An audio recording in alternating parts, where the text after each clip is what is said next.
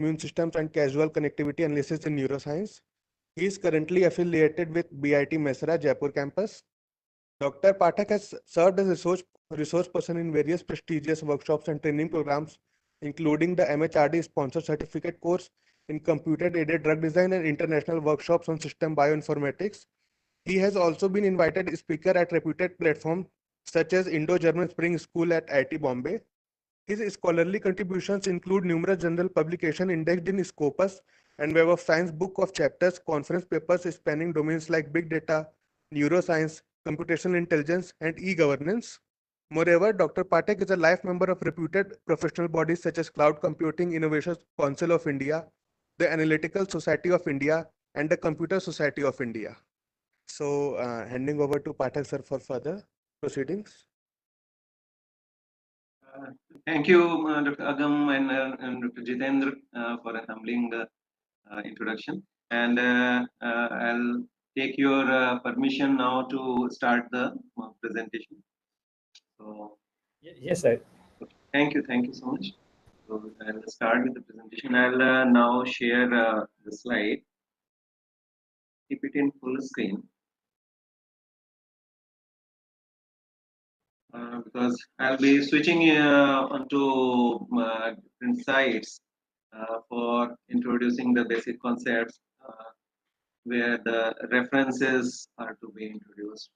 So, welcome all participants here. I'll start with the presentation. I hope my screen is visible. Yes, sir. Thank you so much, sir. So, I'll start with the topic now. I saw the topic or the theme of the FDP is particularly related to blockchain and AI in healthcare. So it is not so related to blockchain, but catching on the particular domain or the segment of AI in healthcare. I would like to share what I have learned through my few experimentation and some theoretical explorations. I hope my voice is visible. Voice is audible, sir. Yes, sir. Okay, thank you so much, sir.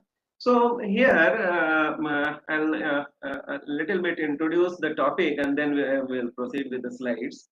So here the term is basically metastable substructural spatio-temporal and spectral patterns from multivariate signals. It relates to healthcare, AI in healthcare, also to security, and I would say it would relate to as many domains as it can be related to, because the case study that I'll refer to is particularly related to BCI, which is brain computer interfacing. And when we will go deeper into it, I now focus on the underlying data set, and the underlying data set which is multivariate signals. So brain computer interfacing mainly and mostly it uses an EEG data.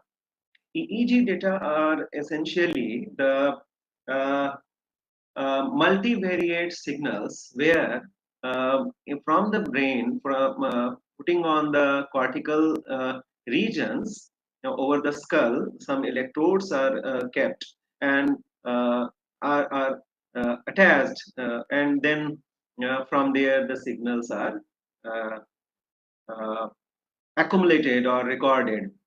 So when we will be referring to the case study of EEG and particularly BCI, it is okay.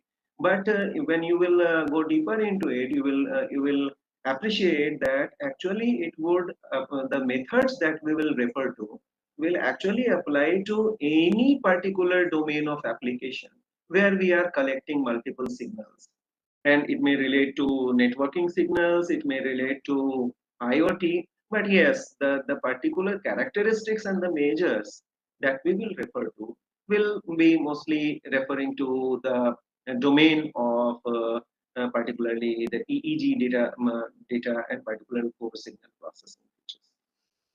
We will elaborate on the topic of what we want to say, actually mention and explain and understand related to substructural, spatio-temporal, and spectral, and then to what is metastable.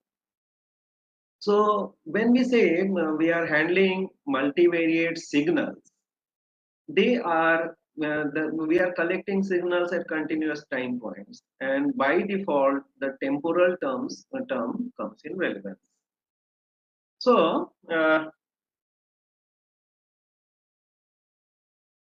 here I'll jump from the one slide to other as per the need, and I'll come back to the slides as in the need. So here I keep, for example, to understand basically the term, what is the temporal, what is the spatial, and what is the spectral. So here you may relate directly, because if not in EEG, everyone of us must have at some point or other seen ECG data at least. So they are actually collection of the frequency and amplitude waves, particularly waveforms recorded at different signals. So here in these particular plots, you can see that, suppose I refer to this first plot here at the top left. So we are having multiple channels indicated as the rows. So here having I have kept it concise and have accumulated all many diagrams here in one slide, because exactly the names of the channels are not important for our study here, because not. So here we see in the cortical plot here, and that this is the placement of electrodes on on the skull, and different zones are there, as the central zone and frontal zone. These are the particular portions of the brain. So I'll come to that later. But what the term that we need to understand first is what is temporal. So we have understood by seeing this diagram itself what is temporal. So now we relate to and understand what is the spatial. So because this particular channel or this particular electrode is here working as a channel to record this particular waveform, is having a space coordinate space, having a representation in a coordinate space, and at any point we may be interested in knowing its the correlation between the waveforms of this particular channel or electrode are representing a particular brain region and another particular brain region. So when we talk about their relative correlations or synchronizations, then actually what we are doing, we are handling spatial information. So some information in the space. So we understood what is temporal and what is spatial. So besides that, based on our understanding of how waveforms are collected and particularly they are analyzed, we can understand that waveform, when we actually try to understand the waveforms, they are actually superimposition of different waveforms of different frequencies, exactly not represented in this particular diagram, but when we actually try to understand and plot the relationship among different waveforms, we look at them at different frequencies. So here exactly this diagram is not it was not for the purpose of introducing frequency. So, but you can just imagine that or guess the elaboration or of this particular picture, and assuming that on the y-axis frequency is there, and this particular picture is actually representing the relation between certain two channels across different frequencies at different time points. So you can see that the relation among two channels is actually the intensity of relation among two channels is actually varying in different particular frequency zones. So here, when we are trying to understand the relation among between two particular channels or electrodes waveforms, we are actually dealing with spatial information. We are looking at it at different time points, so spatial and temporal. And we observe that for the same space, that is the particular, suppose R1 and region R1 and region R2, or channel R1 and channel 2 we are looking at. So space is channel 1, the relation of channel 1 and channel 2. Time points are these, and particular their relation actually varies at a single time point. It varies across different frequency regions, and that's why whenever we are analyzing time series data like this, particularly in EEG and even in geospatial domains. So we actually work on frequency bands. We analyze the relation not in entirety, but in different frequency bands. The particular frequency zones are divided among particular groups. So they are named based in order. They are named as delta, alpha, beta, gamma. So gamma is the highest frequency bands in which we study the relationship. So any waveform at a particular point are actually superposition of different waveforms which are arising at starting at a different phase. And why so? We can come back to see this diagram which we had referred to initially, and the cortical locations here.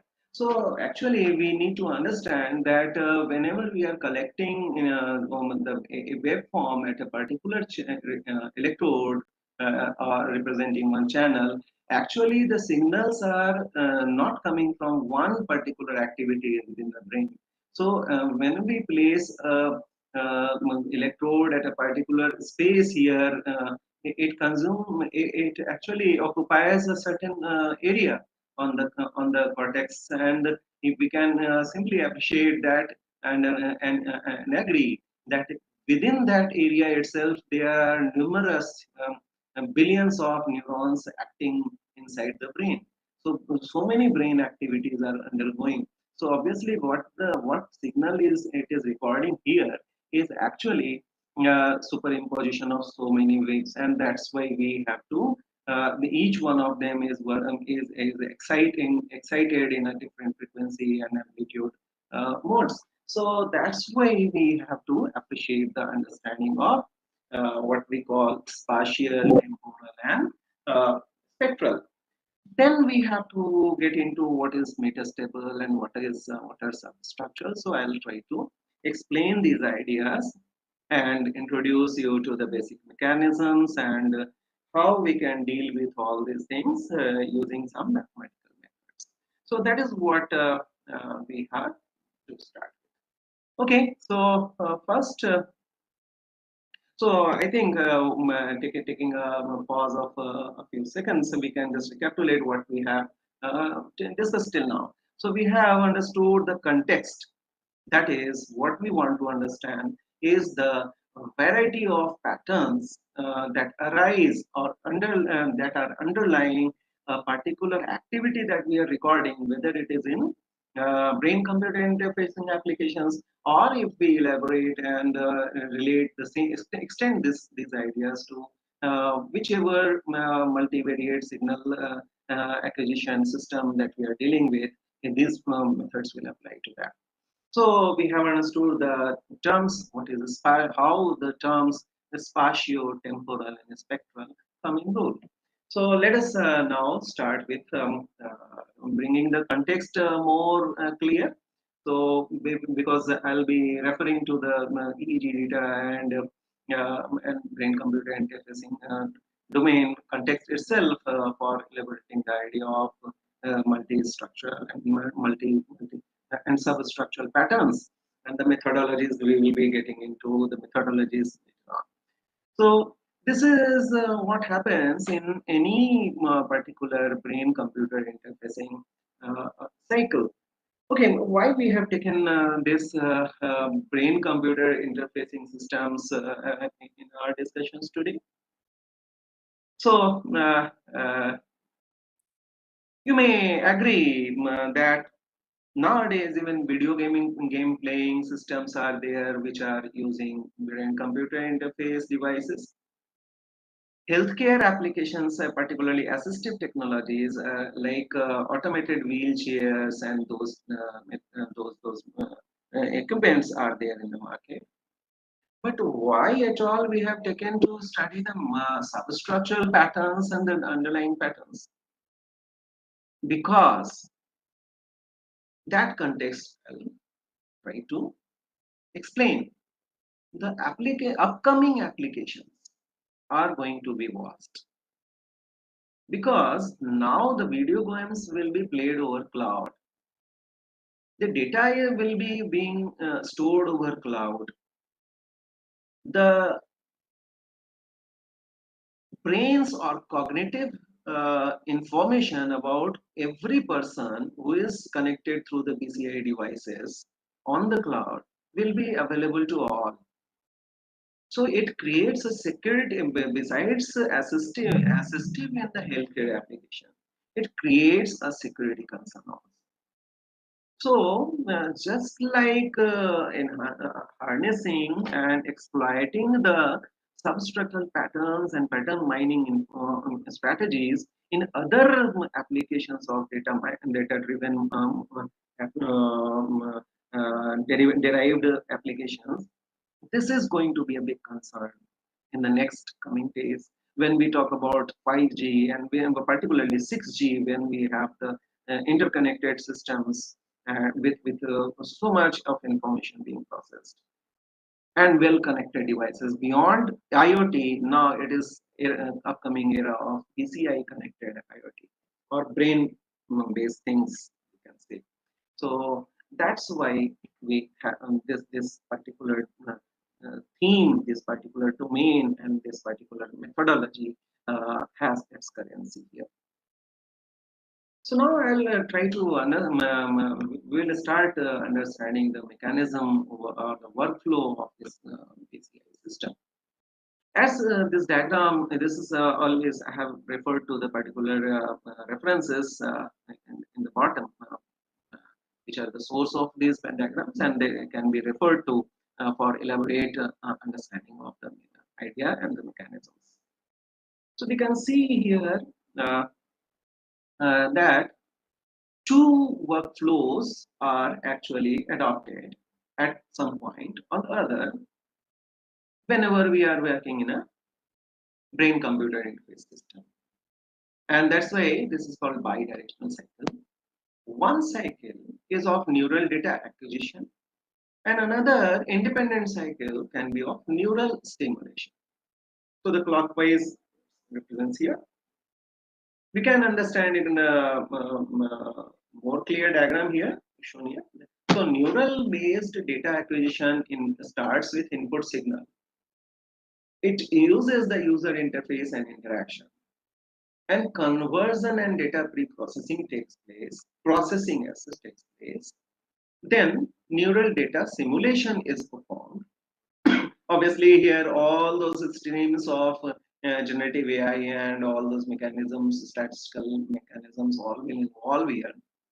And then you perform decoding and it is injected into an application for output to the user. And then this cycle goes on with a paid back system and all these things you collect. This is all done for a particular event-based experimentation. Second stream of experimentation or application, we would say, is neural-based simulation, where after the input signal, you provide input signals are generated to provide a feedback to the user. And then you simulate an action. You perform decoding over the generated data by a simulated action, and then you simulate the neural data convert the data processing, and then provide user interaction. So it is a reverse cycle. So the technologies you may relate here are EEG for neural data acquisition. EEG is used, fMRI is used, magnetoencephalography, MEG is used, electrocardiography, and neural dust. These are the technologies that you may hear when you and read when you refer to the literature related to this. Neural stimulation domain uses these technologies: transcranial magnetic stimulation, transcranial electrical stimulation, transcranial focused ultrasound, deep brain stimulation, and neural dust. So, just we have seen, I was referring to the applications that are arising out of BCI facilities and the security threats there, and that must be dealt with. Why we at all we should enter into the pattern mining and all those efforts. So here we see BCI application generates cyber security risk in the coming age. Why so? We just can refer to the applications that are arising nowadays. First is video games or entertainment. So here we have a threat of confidentiality of personal information, and more importantly here, we may say that personal information are otherwise also available, and we talk about personal information in other contexts.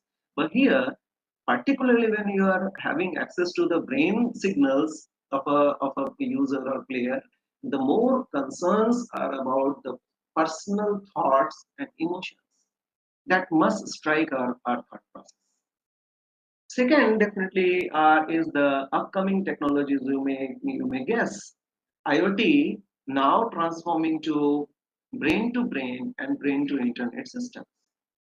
So obviously you may guess what level of threat and what level of efforts to resolve those threats are there indeed in need.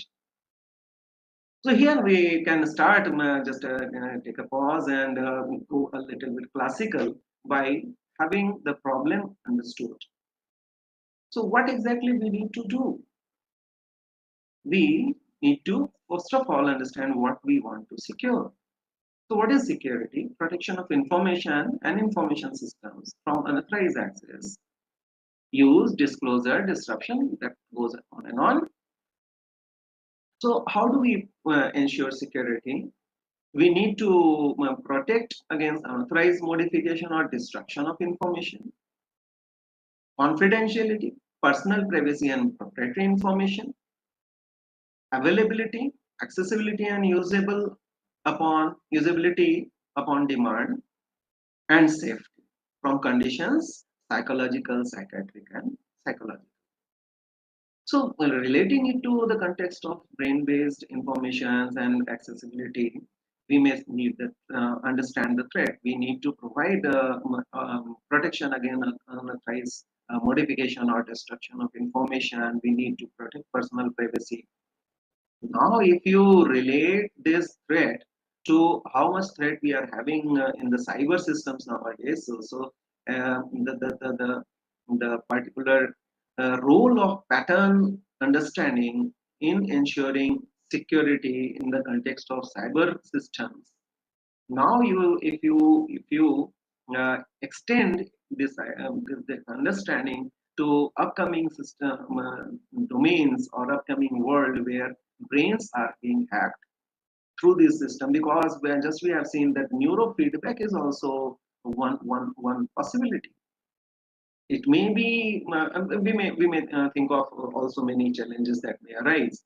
So our purpose here is to just establish the need of what can be the particular problems here and what we would achieve if we get deeper into the understanding of the pattern recognition methodologies. First, we need to understand the process and the need. So here we can see just a glimpse again. This particular reference is a very good reference here about security in brain-computer interfaces. It's very readable. We must read it at least once. It elaborates on how many kinds of attacks we may guess, or even the researchers have documented that may arise when we are having brain-computer interface, and particularly brains over internet. So we can see adversarial attacks, replay and spoofing attacks, also many things that apply to cybersecurity that now applies to brain and in turn to health. So here we see, we'll not elaborate on everything, but we'll focus on, or be catchy on the terms which actually help us understand our task. Our task is about pattern recognition. So here we can see the catchy words here: detection of inconsistency using ML, use of frequency and channel hopping, use of sprayed spectrum, data sanitization, and we may relate in if we go deeper into each of the terms, somewhere or the else some modeling and mining activity will be involved. So we can summarize here with our review of this all these application domains and the context, that we now establish the need, that is, to mitigate the threat, we need to detect issues related to temporal, spatial, and spectral patterns from underlying signals. So a little bit understanding about how the overall, when we talk about full stack or stack application stack or architecture of other systems, when we are dealing with brain-computer interface technology, so these are the steps actually involved. So we see here we are having the neural coding, paradigms, and interface, and then we will get an eye on how and where AI systems come in play. So we can see the overall architecture here, or we can see the overall workflow. We can have this brain activity related electromagnetic or metabolic signals are recorded in the middle of this interface. So we are having mental tasks. They can be kinesthetic imagery, visual imagery, speech imagery, mental arithmetic. So these tasks are actually which are giving rise to some brain activity. We can have some external stimuli, particularly neural stimulation experiments and prognosis steps. So we can have external stimuli, and external stimuli in those experimentations can be given by visual stimuli. Some scene or in video game, obviously the visual and audio and everything is involved. But in particular clinical experimentations, we may have visual stimuli of mental tasks, motor imagery, and those tasks. We may have auditory stimuli. We may have other all possible sensory stimuli here. Then there are other non-external stimuli which are implicit of the human activity and body biology here same, and they are particularly the eye movement, the muscular movement, the heartbeat. So in a complete holistic BCI system, we need to actually involve all kinds of these signals. So we may say divide them in two parts, that is brain activity related or neurocortical, we can say, and other physiological. So combinedly they are neurophysiological signals we are recording. So here we have already seen that EEG, ECG, COG, they are ECG is here, and those kinds of signals are recorded. Then they may be either implanted or non-implanted channels or recording facility can be there. Then identifying multiple patterns of here is what we have to discuss. AI system is as such involving AI is a wrapper term as such. So when we go deeper, actually we will be dealing with either classical machine learning systems, or if for images or videos analysis, we will have to deal with computer vision systems. And for dealing with each one of them, we actually have to deal with this particular process of what we call data mining process. So we essentially involve some pre-processing, some feature extraction, and then classification, clustering, and other tasks. And then finally we generate the particular as on demand or as required outputs to the particular user.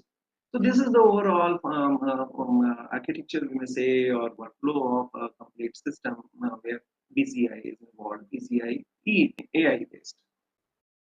Now a little idea on what are there are actually, this is technical term related to the brain computer interfacing domains where we analyze the activities. So these are called BCI paradigms. There are certain already recommended and learned particular waveforms or the methods that have been documented by experts from ages, and they are the guiding, we may say, guidebooks for analyzing the raw signals in particular for particular applications. So these they are uh, say divided into different categories based on user intent, based on the signal type, based on the control strategy, and the relevance to security applications. So we can see here the paradigms are either active BCI, reactive BCI, and passive BCI. What is that?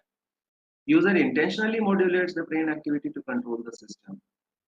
User responds to the external stimuli, which is in reactive, and in passive, monitors brain states passively without intentional control. Where are the applications for active PCI? It is spelling devices or the wheelchair kind of thing, wheelchair, automated arms, and others. So here, reactive BCI, visual auditory evoke BCIs, and then cognitive workload monitoring, fatigue detection, those kinds of applications come into this particular. Here in the signal type base, we have particular signals, and they are of different uses. They are having their complexity of the recording. They are having their costs involved, and based on that, we actually choose one or the other. So based on control strategy, that is important here. We are having different kinds here, different kinds of derived data from the raw EEG or MEG or those. These are the raw data acquisition devices, and we have an intermediary derived rules for picking a particular portion of the data. So motor imagery is related to imagining movement of limbs or actions. Steady state visual evoked potentials are related to gaze at, they are recorded in an event where gaze at flickering stimulus. So for a study, and they are involved during high-speed spelling games and those they are particular waveforms. Then there are certain event-related potentials which detect brain responses to rare target stimuli. P300, other forms are there which are actually which actually refer to the activations that arise after a certain microsecond or after the actual event has occurred. So they are used in attention monitoring, cognitive impairments, and the capabilities, the skill analysis of those. And then we are having mental task related experiments and control strategies. Then how do they relate to security applications? In authentication, we can use motor imagery, the ERP, the mental tasks to analyze the unique mental signatures. In anomaly detection, we can use passive BCI or EEG, FNIRS. For example, in systems that recognize or analyze depression and stress and other cognitive impairments. Then we can analyze cognitive security. where we monitor operators' attention and focus. This is what you can just immediately relate to what we have been talking about. When these things will go over the cloud, how much it will be very much imperative to secure this information. So understanding of what kinds of web forms must be protected, that will come very much in focus, and of us who are going deeper into understanding of all these things. So, okay, there are deception detection also, identifying deceptive responses, particularly when you are diagnosing the alcoholic persons for rehabilitation and others. So there are so many different web forms and control strategies and particular signal types that have to be recognized. Okay, now we come to address the concern of metastable patterns. We may recall that our topic was spatiotemporal spectral time series, and particularly we had to address to the metastable patterns, and from understanding of what is metastable pattern, we will come to appreciate the need for identifying the metastable substructures in the time series data. Okay, so first of all, we need to understand that I'll refer to one the source paper itself that very much very well describes the concepts of underlying changes of brain states. So now what we are trying to understand, how the cortical signals are recorded, that we have just seen. But what is there within the cortical signals? What is at the source of the cortical signals, or other neurobiophysical and physiological signals, that we need to understand, that we need to address. So here we see what is the source of this study, what actually leads us to this study. This is by appreciating and the need to understand this. So this statement is what is the driving force here. So the basic self-organizing processes of living things enabling degeneracy and multifunctionality are proposed as the fundamental aspects of living things, which are related to the non-equilibrium phase transition and gives rise to multifunctionality. So there is something about the biological or real life or living happenings, and there is one phrase that takes us to the mathematical and signal processing. So we need to understand it in both terms. So first we will try to understand what is multi-stability, and then we will try to understand metastability. That will lead to understand and appreciate the need for getting into the meta-substructural patterns. So what is multi-stability? It refers to the stable states or attractors. The stability of a state depends on how quickly the system returns to a state following a perturbation. This is a little technical, but we need to relate it to the actual happening, so we will understand it very straight way.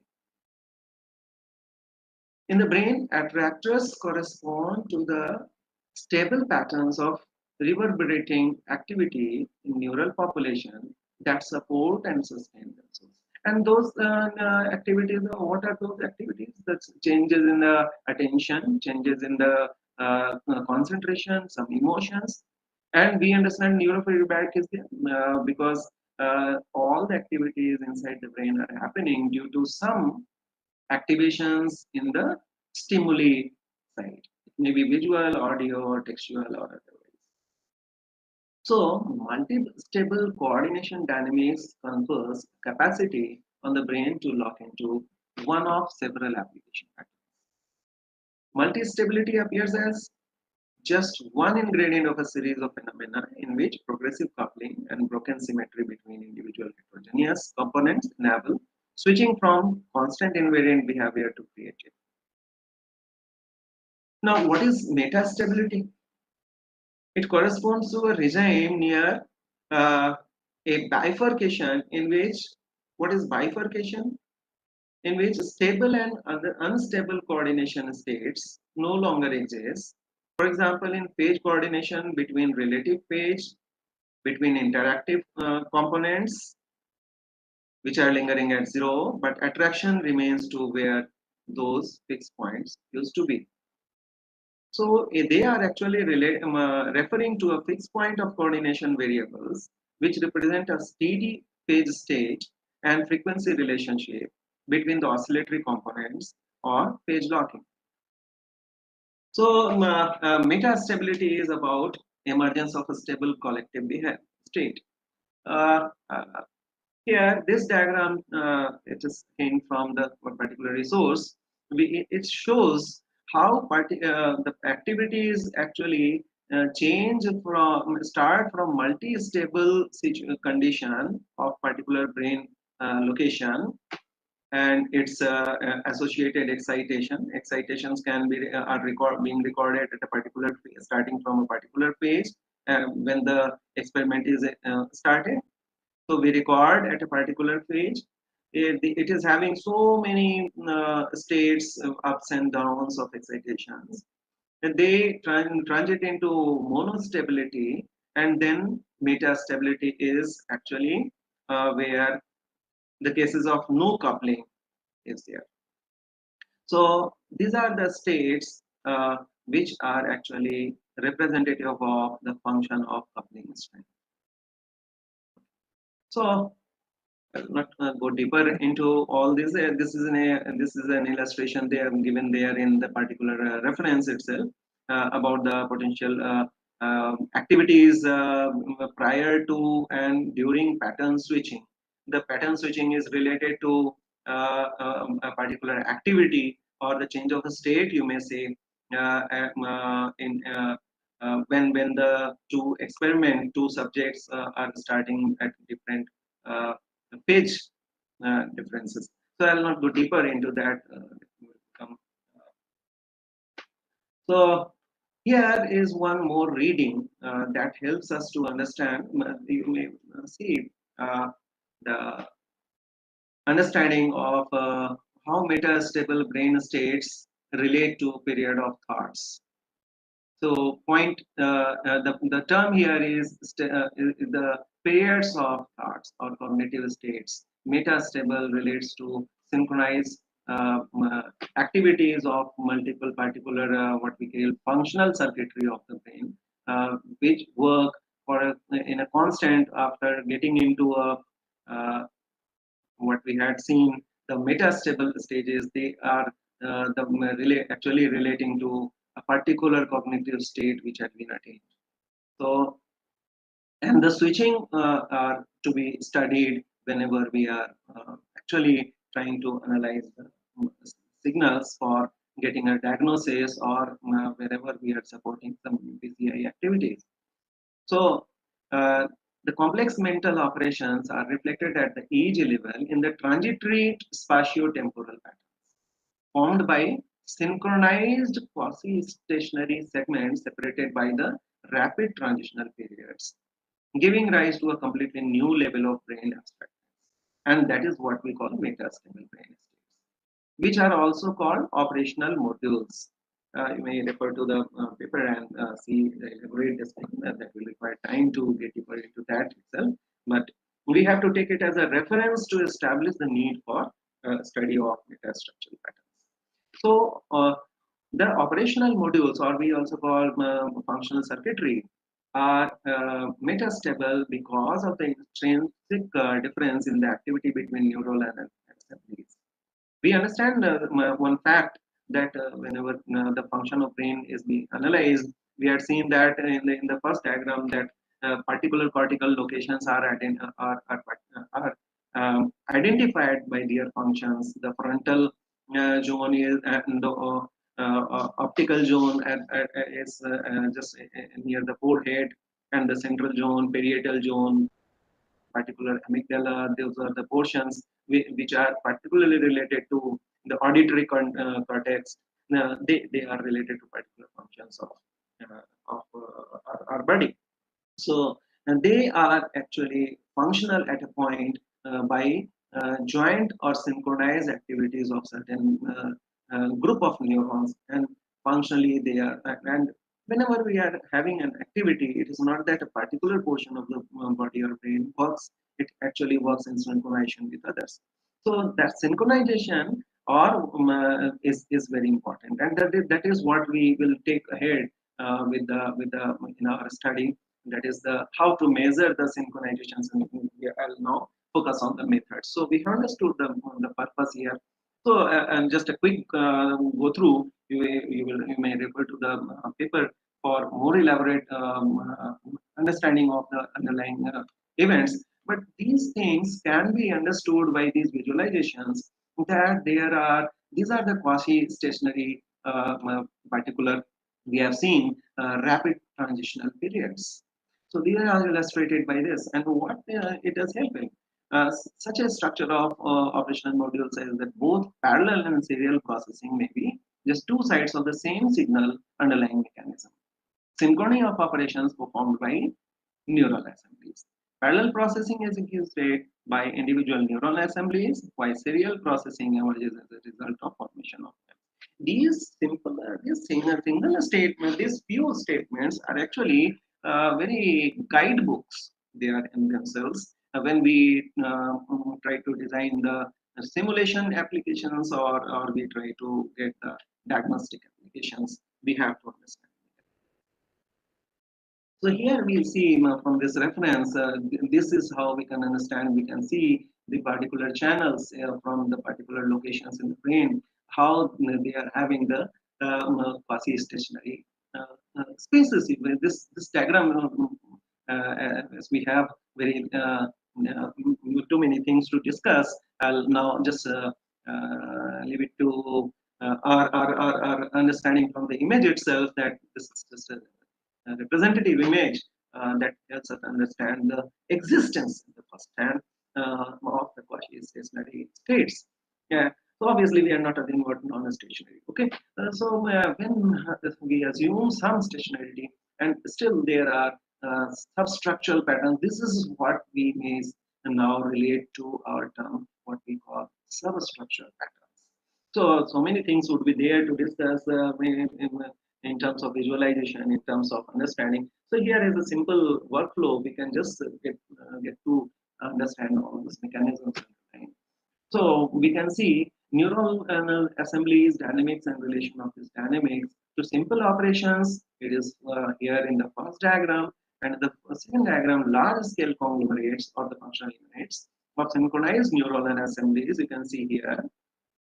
So different assemblies relate to different particular, these are the transition zones. RTPs are relating to rapid transitional periods between, what are they? They are boundary between quasi-stationary segments within the same local region.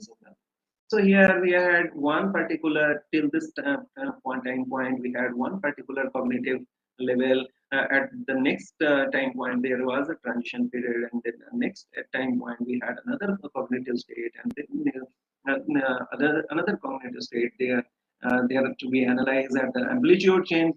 They have to analyze at the frequency changes and the particular sub patterns, frequency bands, subspectral patterns. And obviously now we may appreciate the relevance of each of the terms, spatial, temporal, and spectral. So they directly relate to the different cognitive state, consciousness level, and behavioral levels. And this is bidirectional. Right? They are generated through these particular cognitive levels, and when we have to analyze, we have to take it from the data and then recognize the particular cognition levels. So we understand that these particular cognitive, phenomenological, and behavioral levels illustrate the ever-changing streams of cognitive behavioral acts. Okay, we have understood. So we may see this diagram I have included just to show that how we can study this. These are the channels which are going in, and here is a page study referencing for phages have been derived in the plot of pages of particular resting state networks. And resting state networks are collection of particular neurons which are understood as the function circuitry the domain networks, they are called also, there are varying terms to refer to that. And we can see that certain particular locations combine to be called somatomotor network, some other are combining to call ventral attention network, there are limbic network, default network, dorsal attention network, frontoparietal network, visual network. There are the functional units, or we may also call it the operational modules we have seen. So what we are interested in, how we can, now we are moving towards the pattern mining aspects. So what exactly we want to study? Pages are great source of information of difference among the different channels functioning. Frequency are definitely, but now when we want to study the underlying differences or their relativeness, their synchronizations are the best understood by analyzing their phases. So we can our study actually gets into the phase analysis, and now here their relativeness, their correlation can be plotted, and we can see these are very much of our domain, that is programmer's domain, to see how many ways we can create the heat maps and all those plots to, and the analyst domain to plots. So now we have understood, and we have, I believe we have been able to establish that there is actually need to get deeper modeling of the brain mind functioning. This has been going since ages, decades, but now we need to go deeper into study of the metastable changes of brain spatial temporal patterns. Spectral, I would add to that. Okay, so now we will relate to catch our eyes on another term, which is isomorphic. So isomorphic, here it is about cognitive and phenomenal levels, but isomorphism will actually what we will focus on next. So a little now a quick discussion on, we are having almost 55 minutes, so we'll now focus on the methodology. So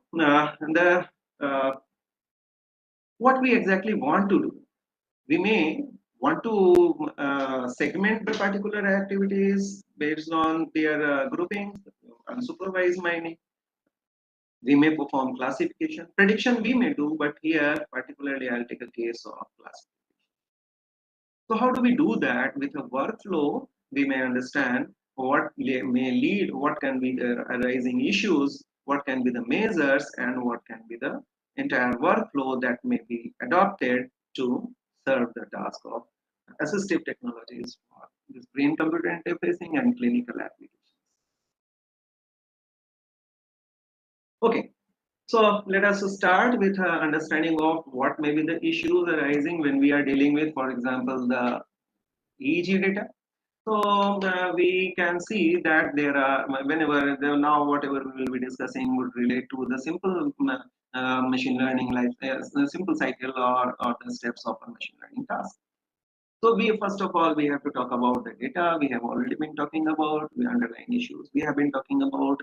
So now we'll be at the first we'll have to talk about the cleaning and noises. So here in EEG data, what we may pick is the raw data. So here we have to understand what may be the particular noises and what may be the data that we have to filter out before taking it for the analysis work. So we first of all highlight here that there are eye blinks, the noises which may not be actually cortical signals. They are eye blinks, they are muscular movements, and there are certain frequencies that arise due to the equipment's electrical pages, and usually 50 hertz pages we leave out for the correction. Another issue that arises with any time series data, real life time series data, and that applies to EEG also, is about non-stationarity. So to resolve non-stationarity, we can we have the resolve or we take resort of exploiting the piecewise stationarity assumption, and piecewise stationarity is particular portions may be assumed to be statistically constant, and not constant, but statistically stable, and then we can use those portions as the segments. So a general strategy to perform, I'll go to the workflow here next, and I'll show what are the steps. So a general strategy to perform all the analysis is to first of all uh, uh, first of all, take particular segments of the age data, and then work on those segments to perform further feature analysis. So next, obviously, after cleaning process and studying the basic peculiarities of the data, the next step is obviously in the machine learning cycle is to understand the features. So, what we want to analyze when we want to analyze particular univariate measures or univariate properties of the individual raw signals, and we want to work on that, then there are so many measures that classically apply. There are Fourier transform, discrete wavelet transform, entropy. There are other autocorrelation measures and others. But just doing univariate analysis may not help us, because we have been talking about the importance of studying what we call synchronization, and technically now we pick the term connectivity, and more so about causal connectivity. So causal connectivity is that if this particular signal or the or certain group of signals that we have just understood that signals channels don't actually get affected in isolation, they have their groups. So once this group gets excited related to certain cortical disorder or some event, maybe epileptic seizure or other. So our question arises here, whether this excitation actually leads to excitation in certain other portion of the brain in certain time point next. So this synchronization, whether it occurs here itself instantaneously or it occurs after a certain point, this gives rise to the study of synchronization or causal connectivity. As it synchronizes here at excites here, and then certain other portion excites here. So this is causal. And if this patterns, obviously, this will be causal only if this relationship gets established geometrically, statistically also. So what we have to study is we have to study the bivariate measures, and they are related to what we call functional integration measures and effective causal measures. There are so many measures. I'll not go deeper into that. We will refer to few of them which are important, which I have found, which we found in our work, which are important. So when we understood the need for getting into causal connectivity measures, we must refer to the particular important measures that are used. The partial directed coherence, it actually represents the fraction of the time evolution of in this diagram. This simple, we may not exactly go into the mathematical formula. This this drawing can itself help you explain. So what if we focus on J and I. J is one brain region, I is another brain region. So let us understand what is the difference between this partial directed coherence measure and directed transfer function.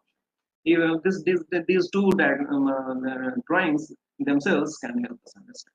So we'll read it now, focusing on J and I. So PDC I to J at certain point refers the fraction of time evolution of Jth Ry directed to Ith Ry. This is important now, as compared to the interaction influence of Jth Ry on all others. So PDC actually calculates the influence of J on I in proportion to influence of J on other regions. And that when you elaborate on the formula, you will find the same things are being accommodated here. Okay. And just opposite to it, or you may say, and in contrast to it, here you may even now you may not need to go into the definition, you may relate it directly here from the drawing. So here we are actually normalizing the influence of J on I in proportion to the influence of other regions on I. So what is the, now we need to discuss what is the how this particular influence can be derived. So This can be derived by some A, where A is nothing but some measure of attraction between two particular or adjacency. We may say some measure of relationship between the channels, and that may be as simple as correlation. Okay, now the that can be autocorrelation also.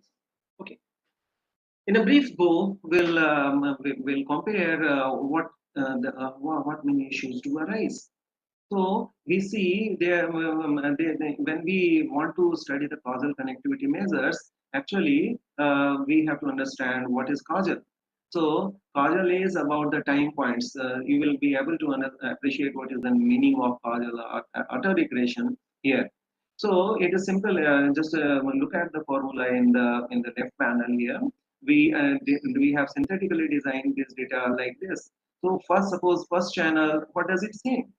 First channel is depending on one time point back on the first channel itself, 2 time points back on the first channel itself, one time back on the second channel, and one time back on the third channel. Now you will be able to appreciate and understand the meaning of each one of them. So now there are specified methods and steps to first of all understand the level of pick the level of this is called lag order. The maximum order is called the maximum lag order, and that is autocorrelation or autoregression. Okay, so that is what we have analyzed in one of our experiments. We had analyzed the effectiveness of DTF and PDC, and these are the findings. You can see channel 1 is influenced by channel 2 and 3. This was recognized correctly, but channel 2 is influenced by channel 3. That was also recognized correctly. Here you can say this is the plotting that you can understand channel 1, 2, 3. Here channel 1, 2, 3. Influence of channel 1 on channel 2 on channel 1, so channel 3 and channel 1, and this is the plot for PTF, this is the plot for PDC, and this is across the various frequency bands. Okay, so what we found here is that there are errors, in particularly this. You can see channel 1 is influencing channel 2, but when we had generated the data, there was no influence of channel 1 on channel 2. But still both of them are recognizing, so there can be errors, and that can be because of some autoregressive modeling, and that's why we had to look for some other measures. So when we, in our work, when we had analyzed it further, we found further literature and experimentations that actually took so many other measures of causal connectivity. Transfer entropy was one, but we experimented more and found the phase locking behavior to be studied better, and they were better representative through so many literature and books and tutorials actually advise, and they established that the page locking and study of page locking behavior is a most guiding one, most dependable one. So page locking, it requires another again for discussion to understand what is page locking, but we can simply understand as we had tried to see it in our previous diagram, how particular waves. We'll see here. We had a reference to that. So waveforms. Not open the drawing modes. Yeah, but you can imagine whenever you draw waves, if they start from the same phase, that if waves are usually sinusoidal, superimposition of sinusoidal waves and their angles, this may not be that straight way. You may not understand it straight way, but I missed to keep the sinusoidal wave plots here. So I will just see the movement of this arrow. We may imagine a block here. Suppose this is the coordinate space. We may have a sinusoidal wave like this. Another wave starts from this here, and if this is 0, this is 90, so another wave is having a phase difference of 90. And in a radial coordinate space, we may see these things plotted this way. So phase difference pages are one page locking value we had used. These are some visualizations of yes, there are waveforms which can be understood by analyzing wavelet coherence. So coherence between certain two channels. I had used this diagram to make the case for this study. earlier. So these arrows are representing the phase coherence. They are reverse and 180-degree differences there, and they are in another direction. So at certain frequency bands, at certain time points, these two regions for which this plot has been shown here, they are synchronizing at different phases. Okay, so in our study we had actually analyzed the difference between different particular portions. Ictal is the epileptic seizure period, interictal is the difference between two periods, two seizures, and preictal is the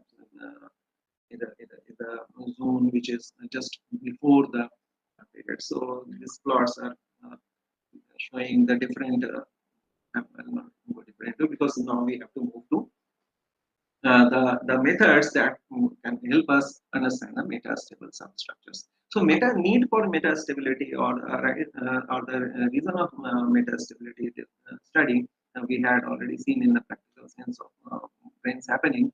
Now how we do it methodically. So we can see the overall process here. Findings here. Okay. So we'll take on to the methods, and then we'll take on to the foundations of the mathematical foundations of it. So what we want to do? Actually, the relationships are lying into the nonlinear spaces. We'll try to understand mathematical process now. So what we want to understand is the low dimensional spatiotemporal connectivity metascience. So what is input to us? We may have the connectivity matrices. What is connectivity matrix? Given certain channels, we can definitely calculate their connectivity. Simplest connectivity measure is the Pearson's correlation, but there are limitations of the Pearson's correlation, and we have just seen other measures. We have seen PDC, DTF. We have not discarded, but we had seen their limitations, observed their limitations also, and we had then found that there are so many other alternatives, common spatial patterns, transfer entropy, and so many measures are there. As I have shown you initially in the diagram here. So many measures are there, and we had focused on the phase locking value. So phase locking, using the phase locking value calculation between two channels, we can if we collect the pairwise information, we will get what we call weighted matrix of connectivity. Okay, and that can be applying certain threshold that can straightway be translated into what we call adjacency matrix for the channel wise connectivity pairs. Then what we can understand, if we are having an adjacency matrix, then definitely and directly it translates into a work where graph based methods can be employed. So the next step, what comes here, is to understand what is Gram matrix. They are the eigenvalures of the time evolving graphs. What is time evolving graphs? At a certain single time point, we are having one graph, and another time point we are having another graph. Why another graph? Because the connectivity intensity or absence of that may differ in different time points between two particular channels, and that was essentially the driving idea when we had been discussing the switching regimes of brain activity. So now you may have your associated your imagination to relate it to what we are actually going up to. So we have now translated those, we have captured those relationships among that particular or synchronization, we would say better, among the different pairs of channels related to certain brain state, attention, some event stimuli, or something else. They are giving rise to synchronization changes between the pairs. And at subsequent time points, definitely what we will be now capturing it as, we will be capturing it as different graphs at different time So now we have translated our basic problem of the real life domain. Now we have to forget the real life domain. Now as a programmer, what is with us? We are having the sequence of graphs, and so our complete focus is now on the graphs dealing. So how do we deal with the temporal graph sequences? So actually, it applies to all image sequences also, because images can also be dealt with using the graph. So here we are having the IMR. What exactly we deal with? We have to now enter into eigen composition. So that actually we understand that is very much a catchy word when we go deeper into dimensionality reduction, the spectral understanding, and all. So this eigen decomposition is now our key of study. So the eigenmodes of the temporal evolving graphs is actually captured into what we call Gram matrix. And what is it then? These 0 to whatever it is, 90 or so, these are the different time points. Yes, is there any question?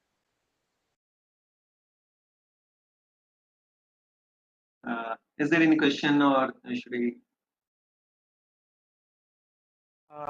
Sir, there was a question in chat box. Oh, sorry, I was not actually. I kept it in full screen mode. I'll check it. And could you please narrate it? Yes, sir. Sir, this is the question from Himadri Sinha. Are you using regression trends for time series, or are you taking moving average? Okay. Same. Actually, for that, I'll have to go back into my entire study. Actually, where the moving average particularly are basic methods, initial methods for dealing with general time series. And there are then so many steps. It starts with MA, that is moving average. Then it is actually dealing with the auto regression. That starts with moving average, that goes to auto regressive moving average, integrated moving average, what we call ARIMA models. There are non-linear ARIMA auto regressive models that are called NAR methods. There are so many methods of auto regression, but that is what in our EEG analysis or this connectivity analysis we actually are focusing not only on auto regression but on the causality aspect, and that is particularly based on the connectivity measures. So at present I am not referring to the diagram that I had shown initially. Okay, I'll come back to that diagram. Okay, I'll check my screen now again. uh,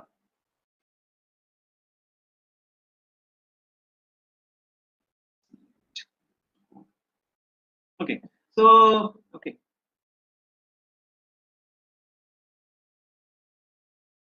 this here actually this autocorrelation function, this was to study the degree of autocorrelation. It actually is a step much ahead of, I will not say much ahead, but it is the step ahead of the ARIMA model.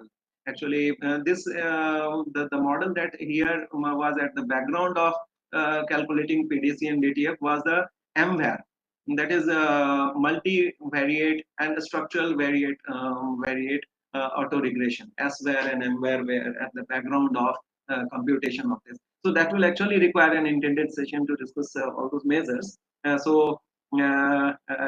sorry, I'll not deal in detail of that, because that will require again me also to collect all those examples to explain ARIMA, NARIMA, and NARAX. There are so many methods, and particularly at the background of it, if you go in detail of it, we may discuss later. If someone is interested, we may connect and discuss. At the background of it, there is you will explore.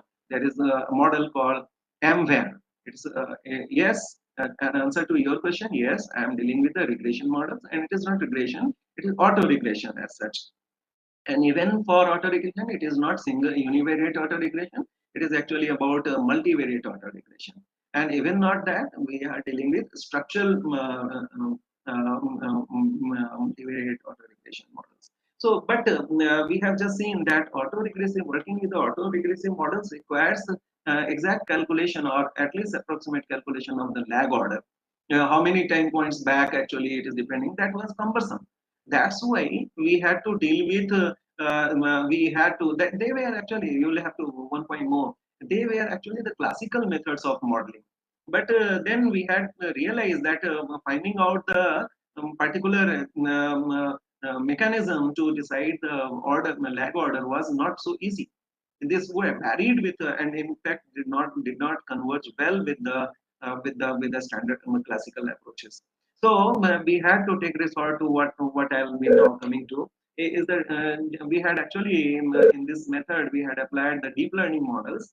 We had worked with temporal convolutional networks and convolutional neural networks, and those after getting these features in the image form. And you know that if we are having images as sequence, we can directly put them into convolutional neural network, and then we can as a post analysis of deep learning approach, we may analyze the feature importance and all those aspects are there.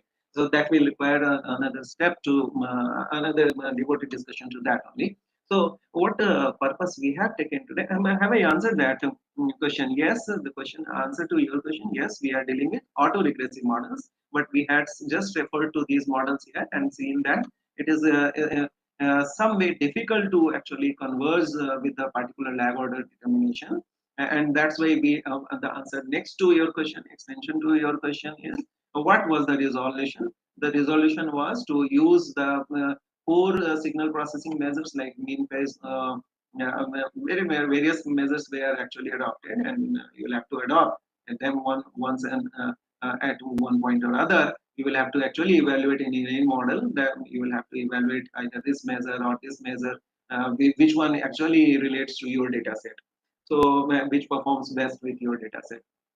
So these, after getting in a weighted matrix form, we can directly take it as an image and to be input into the convolutional neural network, or we can, what my approach is now to get into the graph neural network form. Actually, whatever I am discussing, that actually extends to graph neural networks. But at present, I am dealing with the substructural patterns mining using the graph mechanisms, are particularly what we are.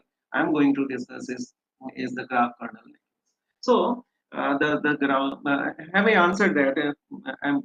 Should I see the chat, or can you say this, sir? Is there further question? Yes, sir. It is. Okay, so what we are dealing with, we have to input to our work is now definitely a particular definitive connectivity measure, which is not the auto-regression based model as such at present. We are depending particularly on the page-based information. So page locking we had understood initially, and so for a certain segment, we compute the phase information for each time point, and we collect what we call mean phase correlation. So that becomes one measure. One graph is actually representing the mean phase correlation of time of certain uh, segment of the segments of this raw continuous EEG is taken, and for each time point, we calculate the phase locking value, and over the segment size is taken in with an assumption that the piecewise stationary is satisfied, and over that we calculate mean phase correlation or mean phase coherence, we say. So that comes as a measure at the background of what we are now referring to as our input graph. So that input graph is taken now in a continuous. The sequences are actually representing not the time points, but the segments that we have taken in continuity. So now this is the input.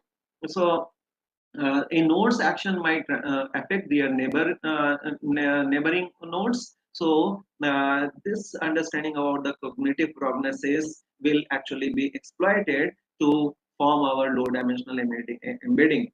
So now what we are getting into, what may be a little bit mathematically involving, and I'll try to cover it in the next So that we are having now. So now we are ready to take it on to the mathematical dealing of it. The term here is uh, Koopman kernel embedding, but we will have to understand initially what is kernel embedding. So first I should show you the results that we had obtained that may give us confidence and that yes, whatever we are discussing is worth discussing. So what we had achieved uh, with this in our paper, discussing based on that exploration and experimentation itself. So I'll refer to this exercise of ours only. So here this was the experimentation done. I'll go back to the basic theory and the mechanisms there. Our workflow was actually this was not involving deep learning at present. So you can see we had used these essentially Koopman embedding graph kernels were used to fetch the features, and those features were fed into classifiers, and we did it for 5 subjects, and this combination is shown in this result here, the kernel 1 kernel with classifier 1 and so on, kernel 2 with classifier. We evaluated other kernels also, but in this report we had reported with Spiller, Lehman kernel and Vanderbilt kernel only. There were other so many kernels that I'll introduce in a quick theoretical review of it. So this was the experimentation done. So what exactly we are getting out of it? So the output was that WL kernel outperforms Vanderbilt kernel, and its accuracy score we can see here. It was kernel 1 who is this, and with all the measures it was performing almost 84 to 85. Yes, definitely there is scope for improvement, fine tuning is there, but this was a basic experimentation to explore the two purposes. What is how the different what should be the particular combination of the graph kernels for feature extraction and the classifier that should be applied to a task like this. Secondly, it explored how the particular graph kernels actually performed in feature extraction. So that cannot be understood unless we analyze the feature space. So that is what is at the core of what we are trying to discuss now. So what is within that feature space? If the classifier, the simple hypothesis here or presumption here is that if this particular kernel is generating such a feature set and it is the related classifier is performing well, then we can assume that the particular kernel or the feature extractor has performed well in the background. So that is what we are now doing, post processing of the feature space to understand what was there within. And now we adopt and understand the mechanisms to understand the feature space, or we would say that feature subspaces. Subspaces are these particular clusters. Subspaces eventually translate into what we call clusters and subclusters. Hierarchical methods would be very much applicable there, and there are so many studies if you find. So definitely it extends to applicability of the hierarchical all clustering and supervised and unsupervised method for hierarchical feature understanding. But here, let's try now to understand. So we have seen the experimentation was simple, but later experimentation and exploration was what was revealing the inside information, what we want to understand. And first important thing is to get the mapping between the raw EEG signal and that extends to any other signals that we had discussed in the beginning. So analyzing the relation between the raw multi-channel signals and then mapping it to graph terms using the properly selected, analyzed connectivity. So in between all these things was the connectivity measure, and now the things come to be discussed is how we analyze the substructural patterns. So I'll not immediately, I'll not read through these particular steps of algorithms, but I'll introduce the basic terms. So we theoretically the Koopman model is actually Koopman operator is actually an operator or the concept taken actually from fluid dynamics, where the evolving dynamics or the waveforms are analyzed in the analytical and those spaces. But here we understand, we are from computer science domain, we understand that deterministic methods are always when realistic for a realistic problem they enter into the domain of NP hard and NP complete.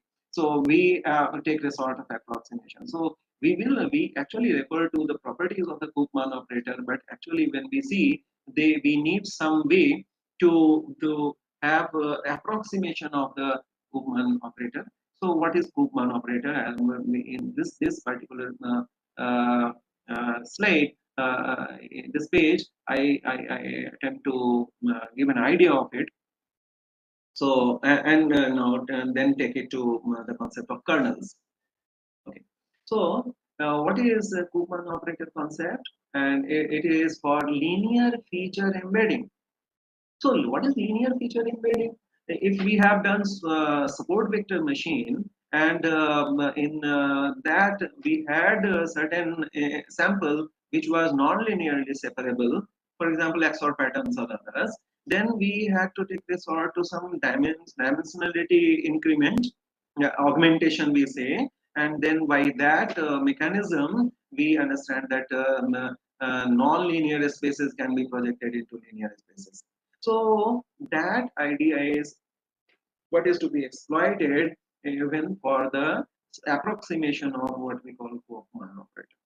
So Koopman operator actually is related to, as I said, it was taken in, basically from the fluid dynamics, but it is now adopted here for the computational methods.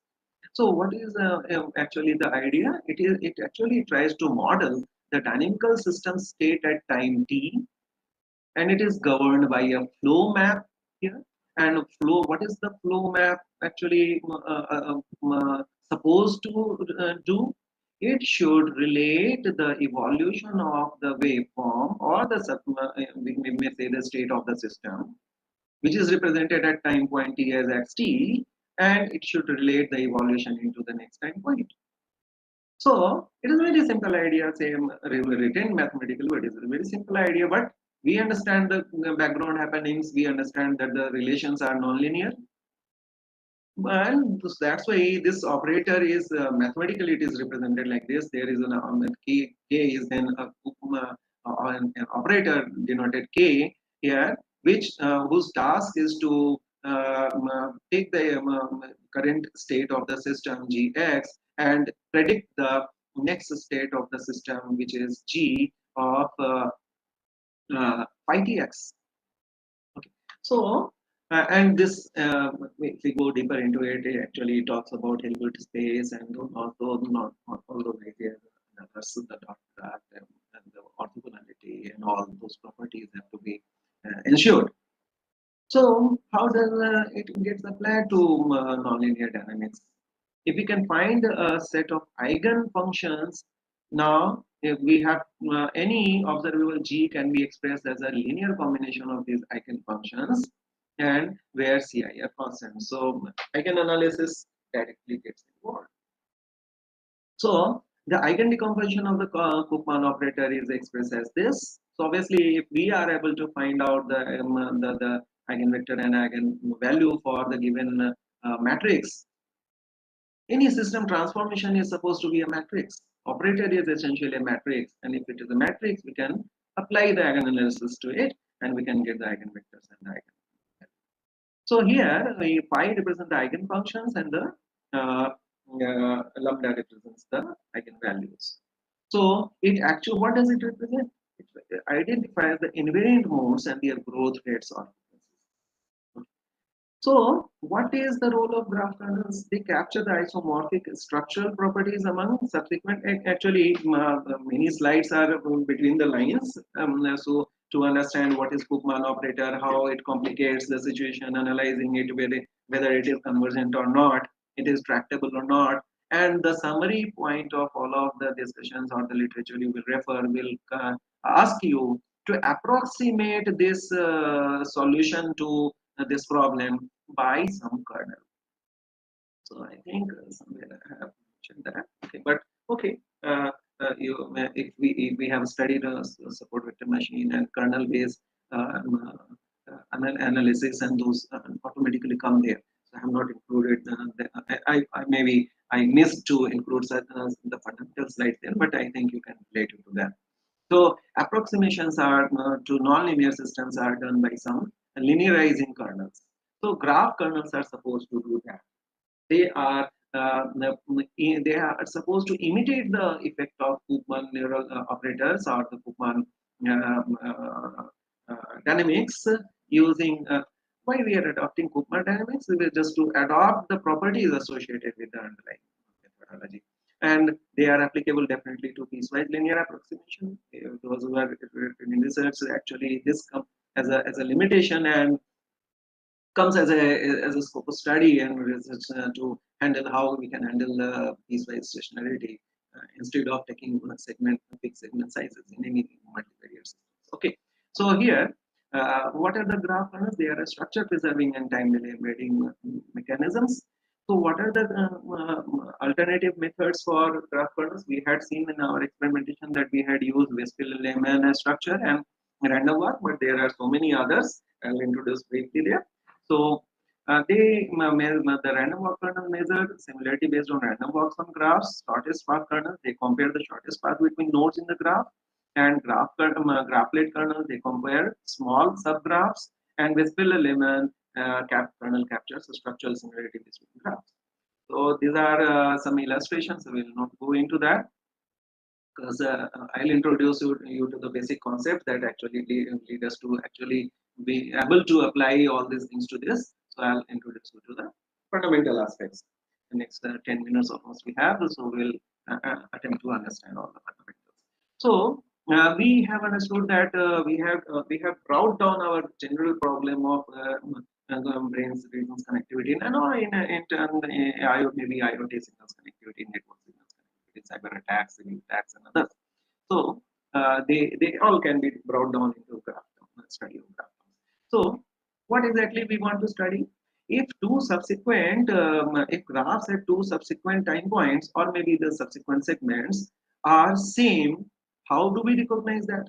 That is what we call isomorphism. So they simply say the graph. What is graph isomorphism? Similarity, right?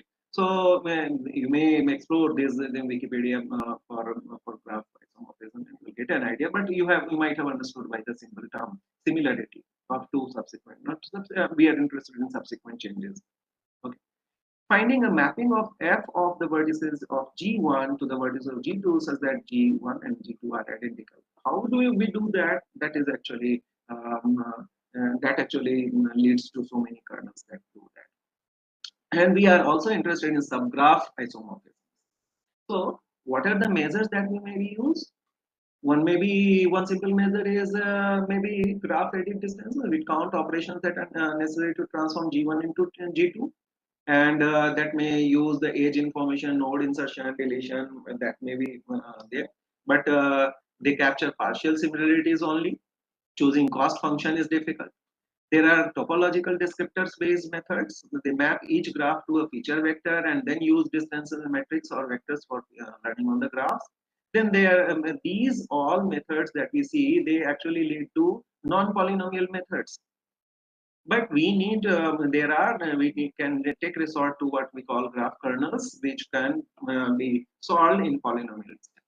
So here I wanted actually to show you what we mean by saying kernel And in this example, you may read on some tutorial on SVM, support vector machine, to understand this. Such spaces can be directly translated by certain modification of the feature space, and that is what you call kernel. Any tutorial in SVM will suffice to understand this. That this is nonlinear. You may agree. You cannot write what is nonlinear when you cannot draw a single line, or even multilinear. If you can draw multiple lines to distinguish between two examples of belonging to two classes, and that can be translated into linearity. That is what is shown here, and any literature on SVM will try to understand. Okay, so what we actually want to do with the graph kernels, they are convolutional kernels on pairs of graph. What is convolution? One time to another time point relationship, and that can be identified by xd and x dash d. Okay, so that is the convolution over different spaces, the composition of two structures. So the relationship, how can we can find out the relationship among two subsequent or two related graphs or unrelated graphs, if that relation exists or not. We have to actually find out the components within, and then compare the different parts of both the graphs. So how do we find out computation of graph kernels for injective is related to isomorphism of graph? So the graph kernel makes the whole family of kernel methods, and you can in fact see. So I'll first introduce you to what many kinds. So then I'll go back to metastability and other aspects, how they can help us. So you can see there are so many methods of metastability. Sorry, the graph structures. Sir एक class में 15 minute में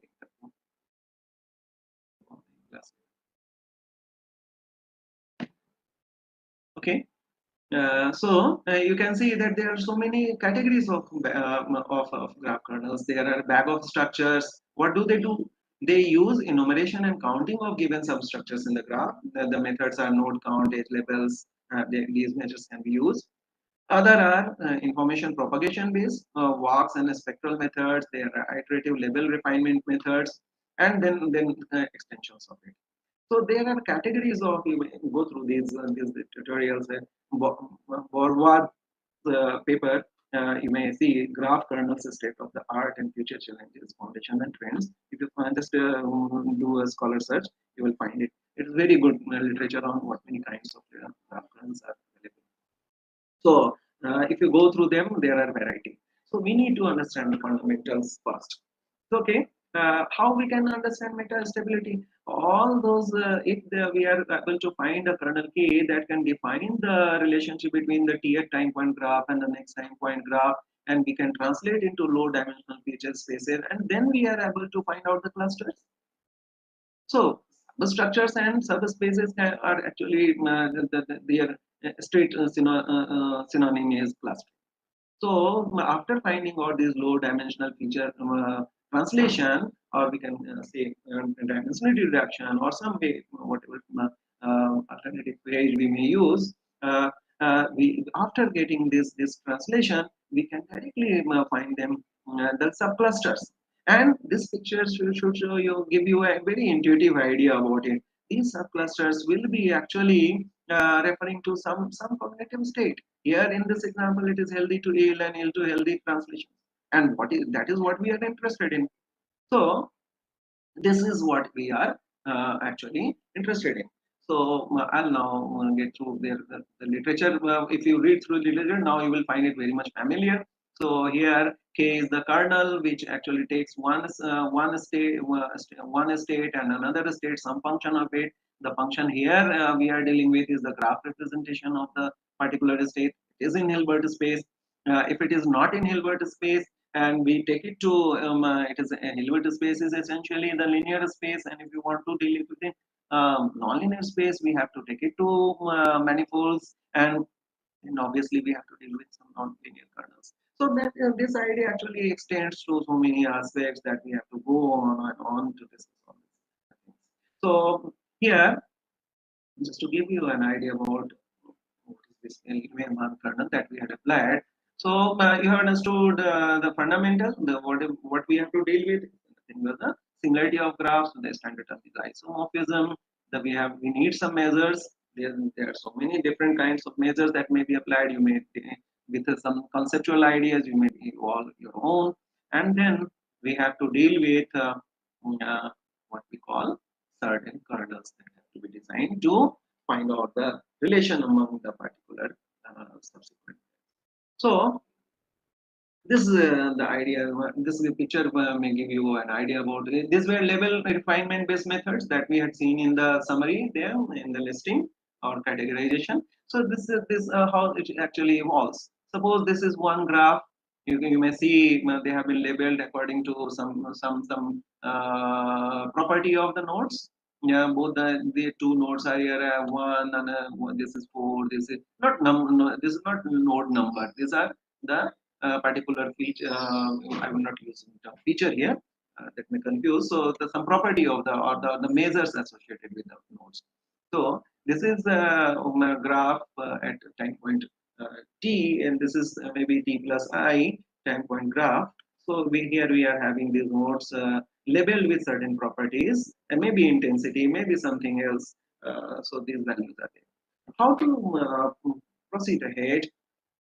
This actually works in these stages: multi-level, multi-set level determination for each time points, and going across iterations of it, sorting each multi-set, then level compression and re-leveling. So we will try to see what is multi-set.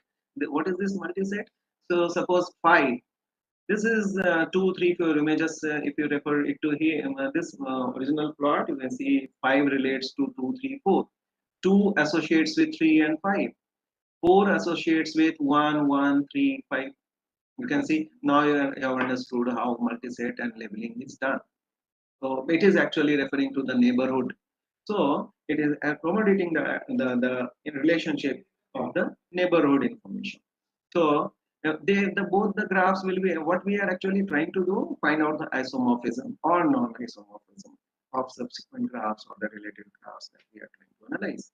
So next step is to do some kind of relabeling, and here you can see that relabeling has been done here. This is the number of each one of them is given a single annotation. Now you can see that one starting from the smallest string 1 4 is given 6 7 5 up to 5 labels had been used here, 6 7 8 9 for each one of the new combinations that was there. And then this feature vector was formed. 1 to 13 had been used here, so this 13 length feature vector for one graph. So here we see that each one of them, how many times the one appears here in this. So you can see that one appears 2 times. How many times 2 appears here? It appears 1 time. How many times 3 appears here? It appears 1 time. So this is the way. And then onwards, after this, 1, 2, 3, 4, 5, we had up to 5. And from 6 onwards, we had to check on from here. So how many times this 1 4 appeared here? It appeared 2. After that, the counts of the original levels and the count of the compressed node levels are compared, and we try to find out the we get the sum of all of these. And here, if you get a sum of all of these, it will be 11. So that will be the output of this Riemann kernel, and it will be for the one graph to another. We may recall what was the output of it, what we call gram matrix. So you can see that a gram matrix is the output of the kernel. So you can see that for 90 time points for each subsequent graph, there is a intensity value given here. So and after that, what we perform. So you have understood with this example of the kernel. You had just seen that how gram matrices are actually representing the correlations among the particular subsequent graphs. So they actually what do they represent? They can be thought of as a defining an ellipse here. If we get into the geometrical interpretation of it, they actually can be interpreted as ellipse or equivalently the covariance matrix associated to a random vector with 2 components. So these are the interpretations. We need to go deeper and deeper into it and get a bit brainstorming on improvement, the fundamental aspects and others. So what after that? We had just seen that after finding out the gram matrices, we had performed their eigen analysis, And then after performing the eigenanalysis, we had found the clustering. We had performed the clustering over their eigenspaces. So after this is the what we have. It shows here eigenvector on the top two eigenvectors taken, and their feature spaces were reconstructed feature spaces were analyzed, and the clusters were identified. So here, Silhouette score for the clusters were identified and found to see how many actually clusters are existing. So these are the steps. These are the experimental steps, and they are subject to fine tuning. The workflow that should be understood, and that should have been. I guess I have been able to convey the workflow to you. That was important.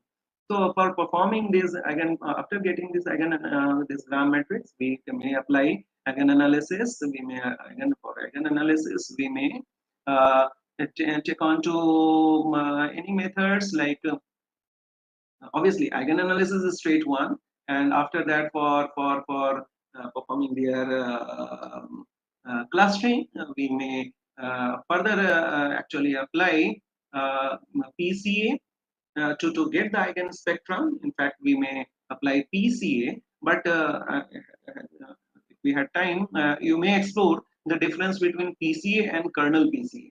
So PCA is actually applicable to the traditional PCA as we have been studying. They are actually applicable to linear spaces only, and they are they find limitations when dealing with the nonlinear manifolds, and which we understand the real life situations are not linear. So actually, we'll have to deal with what we call kernel PCA. So we applied kernel PCA here. This diagram actually compares the two. PCA does not properly project the data. Here PCA, this is the original data, PCA is the result.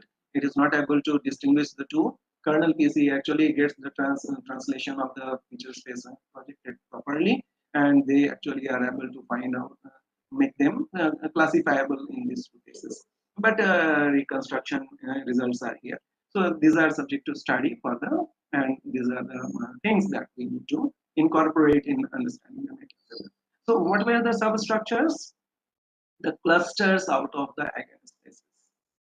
So that is the summary of the entire discussion that I had. I believe I have been able to convey the need and the methodologies related to what we had undertaken. So coming back to this, this is what we wanted to satisfy. Obviously, this requires a deeper. There are deep learning models and others that may be taken as an extension of it.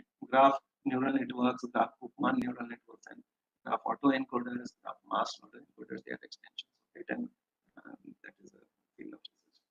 So I believe I think I have crossed my time. I could not keep some time for questions. So if something is allowed, we take on. Sir, Siddharth is asking like if there is any way to contact you for further information. Could you please speak a little louder? I could not hear. Hello, am I audible? Hello. Yes, please. Sir. Siddharth is asking like, is there any way to contact you for further guidance? Yes, here it is. My mail ID is v.pathak. And anyway, Jitendra sir and Jitendra sir is my colleague. I'm colleague of Jitendra sir, so accessible through him also. So this is my mail ID v.pathak.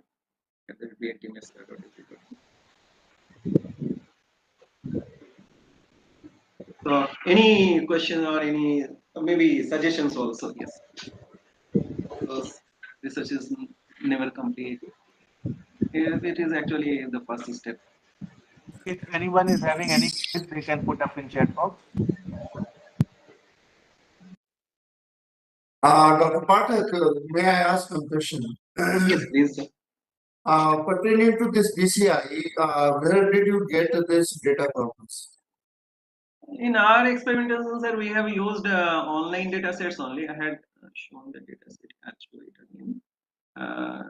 This initial explorations only, and once the methods are perfected, then we will take it on to real data sets. And just as I had shown that the methods took it to around 84% accuracy only. So still experimentations, remodeling and getting into deep learning models, and those that we are still trying.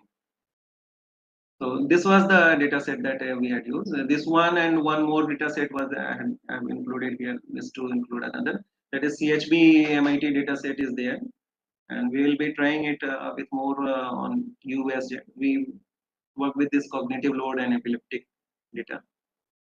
We'll be taking on to further on to the depressing data also.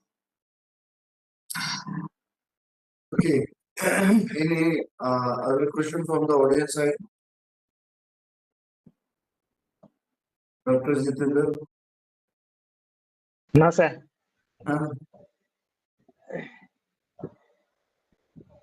So there is one question in the chat box. Actually, Gaurav Kumar Das is a very active person in this FDP.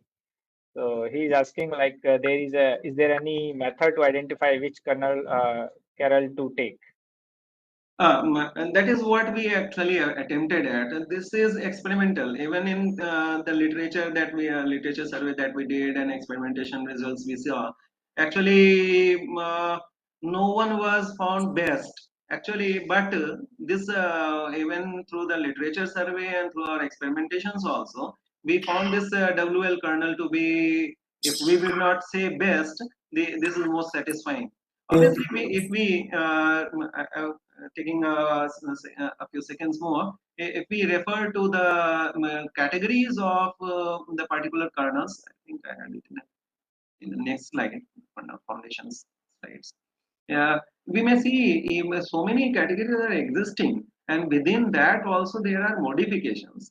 So actually, even if I say use the term Bispiller-Lehmann kernel, that is actually a framework. If you see here, so many varieties and variants of even the WL kernels are there. So they are actually just like distance measures, and that can always be innovated. So we can see a lot many measures are there. So that is what we have to do is by experimentation with the data set and data cyclicity and all those things that we always have to work on whenever we are tuning our models.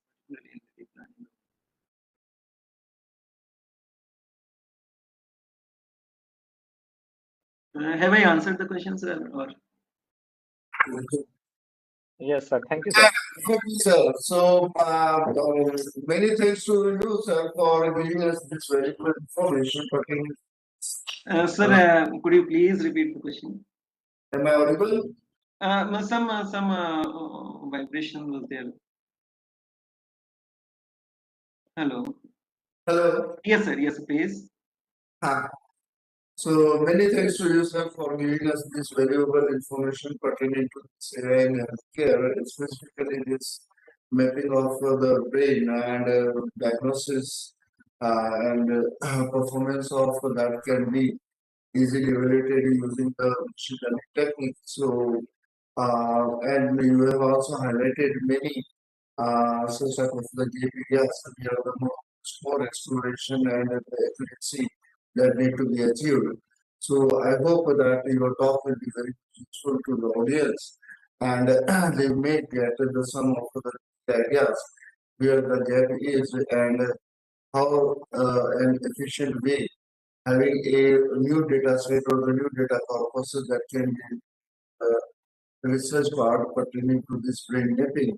And in this, I hope that the valuable information which has been comprised in the slide would be very much useful for going for the research part in the direction and very good publications that you have also listed over here.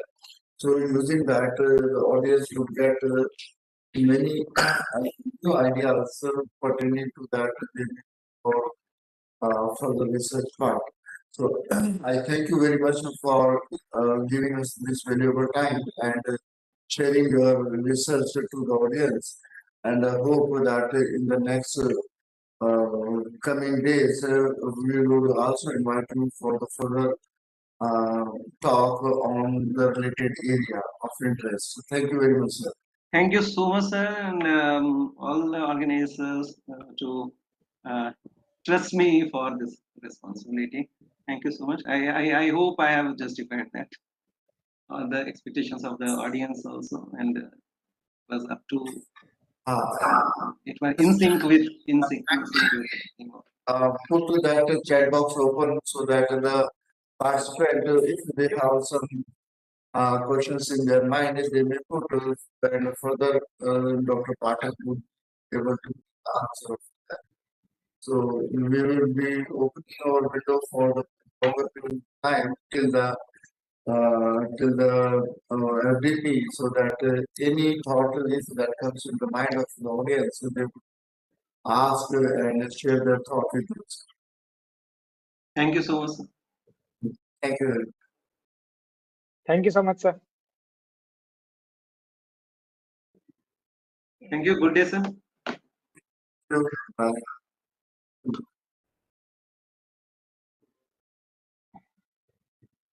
So to all the participants, the next session will start at 11:15.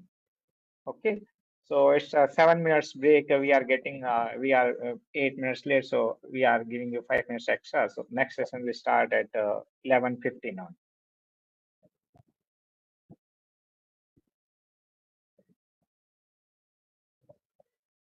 Okay, thank you to all participants.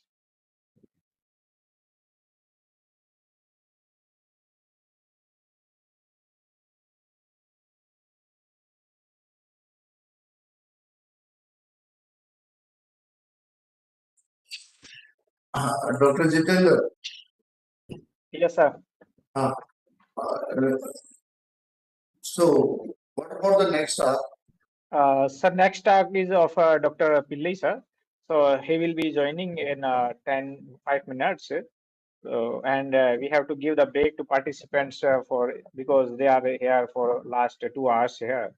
So Yes. after the 10 minutes break, we'll start at 11:15.